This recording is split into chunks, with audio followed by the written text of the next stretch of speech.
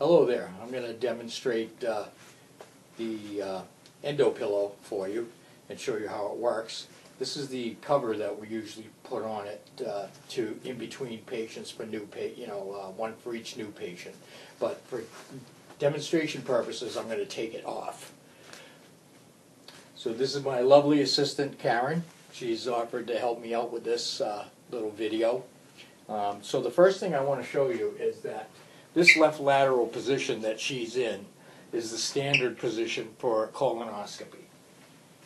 What I'm going to have her do is bring this leg forward, as it was, and straighten her bottom leg out, which rotates her hips forward.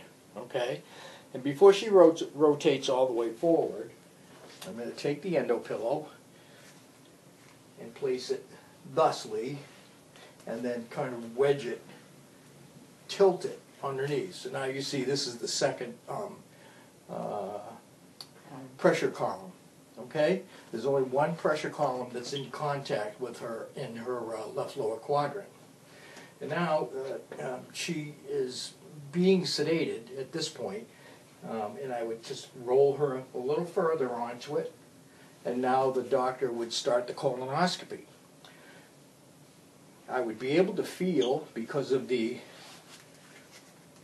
palpation area that's been cut away. That's cut away for a purpose, and that's so that I can palpate her abdomen to follow the scope along.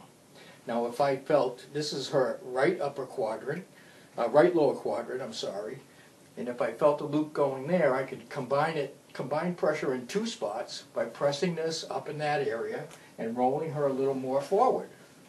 So now there's compression in two areas. Haven't used my hands to do any compression. Once the scope gets up, the scope tip gets up to the proximal transverse colon. If you could lay back a little bit, Karen, please. Transverse colon comes across in this manner, just like this. So, and it can loop downward like this. So sigmoid colon comes up this way and transverse colon comes down this way. So the way I would place the endo pillow is first in her left lower quadrant, and then I'd angle it up to support her transverse, and then roll her onto it. Now, usually I don't have to get this far. I don't have to move it this on most people. But see, all I'm doing right now is just have my hand up against it. I'm not pushing. See? Very lightly, 2 fingers. And that's all it takes. If I need more pressure for a transverse, I just roll her a little further closer. Okay? In order to help the scope tip get into the cecum, what I usually do is just press it further toward the cecum. Okay? And that's how it's done. No hands. Endo pillow.